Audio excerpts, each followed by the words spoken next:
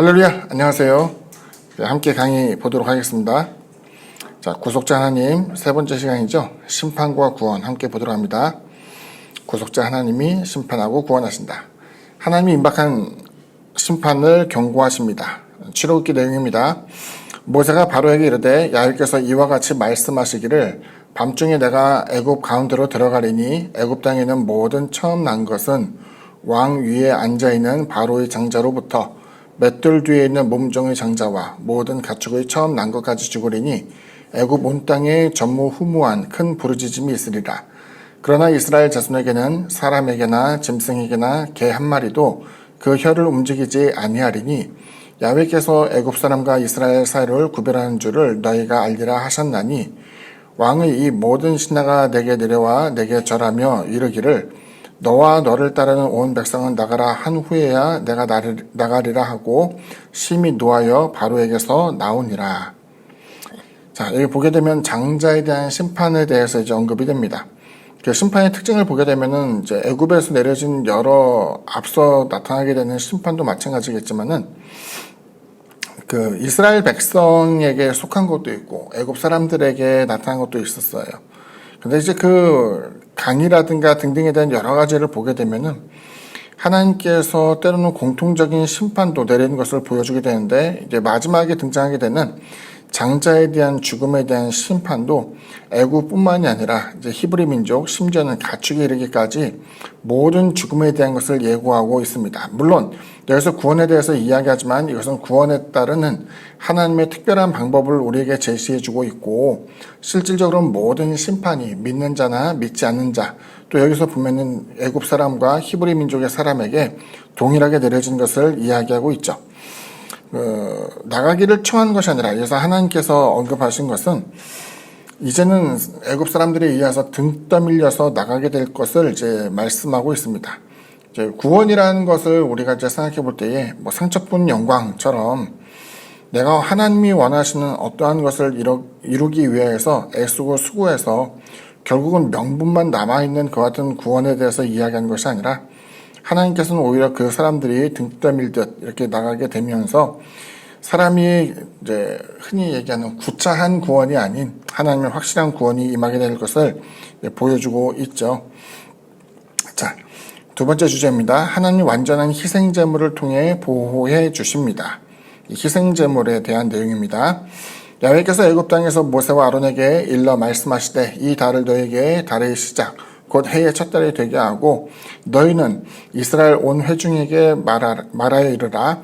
이달 열흘에 너희 각자가 어린 양을 취할지니 각 가족대로 그 식구를 위하여 어린 양을 취하되 그 어린 양에 대하여 식구가 너무 적으면 그 집의 이웃과 함께 사람 수를 따라서 하나를 취하며 각 사람이 먹을 수 있는 분량에 따라서 너희 어린 양을 계산할 것이며 너희 어린 양은 흠없고 일련된 수컷으로 하되 양이나 염소 중에서 취하고 이달 열 나흔 날까지 간직하였다가 해질 때에 이스라엘 회중이 그 양을 잡고 그 피를 양을 먹을 집 좌우 문설주와 임방에 바르고 그 밤에 그 고기를 불에 구워 무기봉과 쓴 나물과 아울러 먹되 날 것으로나 물에 삶아서 먹지 말고 머리와 다리와 내장을 다 불에 구워 먹고 아침까지 남겨두지 말며 아침까지 남은 것은 곧 불사르라.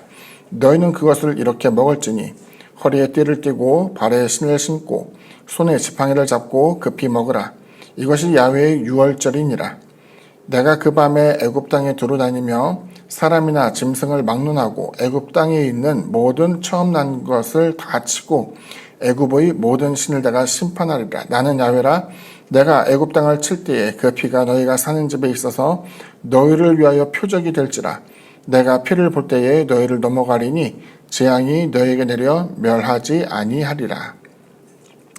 여기 보게 되면 피할 수 없는 재앙 속에서 하나님은 대속에 대해서 이제 우리가 교회 안에서 많이 사용하게 되는데 대속은 무엇인가를 속량하기 위해서 값을 지불했다는 것을 이야기해요. 그러니까 하나님께서 이제 하나님의 백성이라고 이야기하는 히브리 민족에 대해서 야, 너희들에게는 심판이 있지 않을 거야. 너희들은 그냥 가만히 있으면 돼 라고 말씀하지 않고 어린 양을 명시했다라는 것에 대해서 좀 의미를 가져야 될 것 같아요. 우리가 이제 종종 생각할 때 하나님의 구원, 하나님의 은혜라는 것이 우리에게 값없이 주어진 것은 맞지만 값없이 주어지고 값없이 우리에게 베풀어진다고 해서 내가 아무것도 안 해도 된다는 것을 이야기하는 것은 아니에요. 분명 죽음의 심판으로부터는 노연함을 받겠지만은 여기 보게 되면 하나님께서 정한 그 같은 제물로서 어린 양에 대한 표현이 이제 나온 것을 보여주고 있죠. 그래서 따라서 우리가 생각해 볼 것은 흠없는 제물, 또 지켜야 할 제사와 행위에 대한 규정이 분명히 있었고 이 규정에 따라서 먹어야 될 것을 이제 이야기하죠. 그러니까 이제 우리가 종종 생각할 때 제물에 대해서 많이 신경을 쓰게 되는데 하나님께서 언급한 것은 제물만을 이야기한 것은 아니죠. 쓴 나물, 무교병 이런 것도 이제 등장하게 됐고 또 복장에 대해서도 이야기할 때에 신을 신고 이제 띠를 띠고 손에 지팡이를 잡고 급히 먹으라라는 그 여러 가지 표현은 아주 세세하게 신앙에 있어서 지켜야 될 규범이 무엇인가를 보여주고 있어요. 그러니까 어린 양을 잡았다. 그래서 그 피를 가지고 좌우 이제 설주와 임방에 바르기만 하면 다 끝나는 것이 아니라 여기는 이제 행동에 대한 또 신속한 탈출을 위하여서 준비 규정에 대해서 이야기를 하고 있죠. 자, 세 번째로 하나님의 심판은 엄중하고 그분의 자비는 무궁합니다. 밤중에 야훼께서 애굽 땅에서 모든 처음 난 것, 곧 왕위에 앉은 바로의 장자로부터 옥에 갇힌 사람의 장자까지와 가축의 처음 난 것을 다 치심에 그 밤에 바로와 그 모든 신하와 모든 애굽 사람이 일어나고 애굽에 큰 부르짖음이 있었으니 이는 그 나라에 죽임을 당하지 아니한 집이 하나도 없었음이었더라. 밤에 바로가 모세와 아론을 불러서 이르되 너희가 이스라엘 자손은 일어나 내 백성 가운데서 떠나 너희의 말대로 가서 야훼를 섬기며 너희가 말한 대로 너희 양과 너희 소도 몰아가고 나를 위하여 축복하라 하며 이렇게 표현하고 있습니다. 하나님의 심판이 결과적으로 도래하게 됐죠. 그래서 하나님의 심판은 반드시 도래한다. 약속은 성취된다는 것을 이제 의미심장하게 생각해 볼 필요가 있어요. 그러니까 하나님께서는 관용을 베풀어 주시고 때로는 인내하시며 우리에게 긍휼을 베풀어 주기도 하지만 하나님의 약속, 하나님께서 말씀하신 것은 우리가 허투루 들어서는 안 되는 것은 반드시 그것은 성취된다는 것을 보여주고 있습니다. 결과적으로는 애굽에는 재앙이 내려지게 되었고 이제 어린 양을 잡고 하나님의 지시대로 그 방식과 또 태도를 가지고 음식을 먹게 될 때 그 양에 대한 그리고 쓴나물과 등등에 대한 무게를 먹게 될 때에 히브리 민족에게는 구원이 주어지게 되었습니다. 자, 그런데 유월절 그러면 그 유월절 월자가 뛰어넘을 월자예요. 뛰어넘는다. 그러니까 하나님의 심판을 뛰어넘는다. 이렇게 표현되는데 심판이 넘어가게 된 것은 전적인 하나님께서 제시한 규정을 따르게 되는 온전한 순종이 있었다.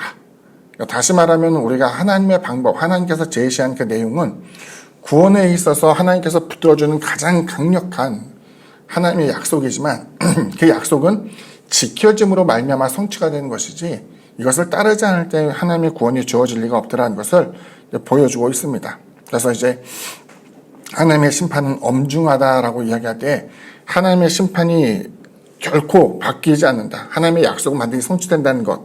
하지만 그 속에서 하나님의 자비가 무궁하지만 그 자비가 성취되어지는 이루어지게 되는 그 과정은 바로 저와 여러분의 각자의 몫이라는 것을 보여주고 있습니다.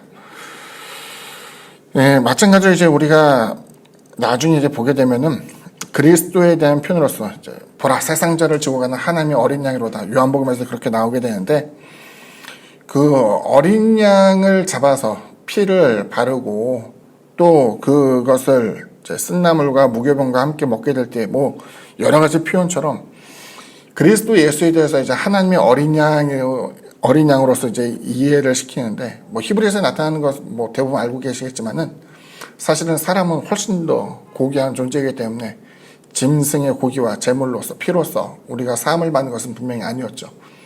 오실 그리스도 예수에 대한 예표로서 제사의 규정이 나타나게 되는데 마찬가지로 구원을 이루는 유일한 방법 하나님께서 정하신 제사의 규정 어린 양을 통해서 그리고 우리의 구원 영혼에 대한 구원 영혼에 대한 들어감 영혼에 대해서 하나님께서 인도하실 때에도 그리스도 예수 이외에는 구원에 대한 길을 만들어 놓지 않았다. 오직 그것만이 영원한 심판으로부터 우리를 구원하게 될 하나님의 방법 자비하십니다라는 것을 꼭 기억하게 되기를 바랍니다. 예, 오늘은 이것으로 강의를 마치도록 하겠습니다. 감사합니다.